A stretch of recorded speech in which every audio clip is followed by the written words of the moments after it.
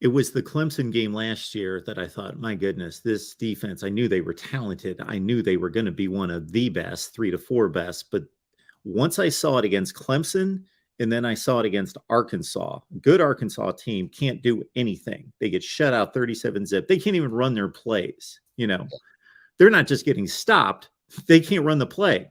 And I'm thinking, okay, this is the best defense I've seen in a long time. And then they carried it through. Besides the blip against Bama in Atlanta, they carried it through the entire season. So obviously the big question this year is they lose the 5 first rounders.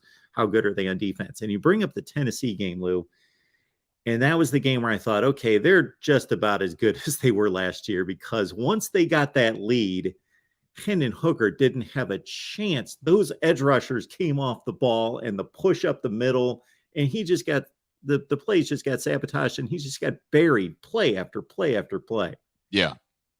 I think the biggest difference between Georgia's defense last year and this year, besides talking personnel, I mean, as a whole, Georgia's defense this year has the ability to do that to people once they get a lead. The smothering type defense, destroying plays before they start, that kind of thing. Last year's Georgia defense had to be the ability to do that from the first possession of the game. This defense overall is not as smothering as last year's defense. If you watch if you watch every Georgia game last year and every Georgia game this year, you're going to see opponents getting a lot more first downs on Georgia this year than they got last year. Very few 3-and-outs this year for Georgia relative to last year.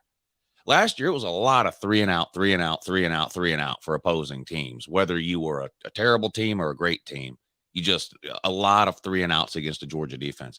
You see a lot of teams this year come out, get a first down or two, get up to midfield, maybe even, and then kind of the drive stalls out and maybe you punt it away. So the defense overall isn't as smothering, but like you said, when they get a lead, it's like something. Well, they clearly have a philosophy, Georgia does, going into a lot of these games. They're happy with a 10 to 13 point lead, and then they just want to sit on you. And that's where the smothering will come in now, especially against a team like Ohio State. Let's say Georgia's up by 10 at halftime and Ohio State didn't have much success running the ball in the first half. The game is over. Because Georgia's going to come out and have every drive they have on offense is going to be 8 minutes long. Ohio State's going to get the ball twice in the third quarter, twice in the fourth quarter. The defense is going to pin their ears back, like you said, if Ohio State was unable to run the ball in the first half, and it's over. 10 points is not an insurmountable lead, generally speaking, especially for a team like Ohio State with that kind of offense.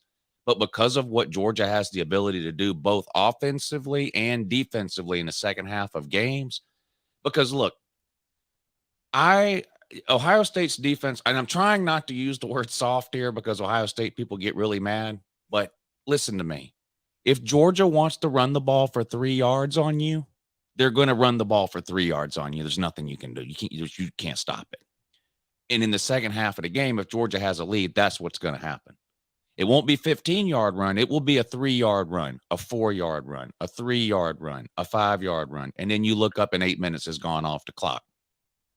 And that's just what will happen if Georgia gets a lead. The opposite, though, is interesting, too. What if Ohio State gets a lead? Because you always, can Georgia come back from behind? Can they sling it around if they have to? The whole shootout type of deal, Well, beat LSU 50-30, which is the first game Georgia has won, by the way, in about 3 years where they've given up more than 23 points. So I don't know what that means going forward, but it used to be if you could score 24 points on Georgia, you'd beat them.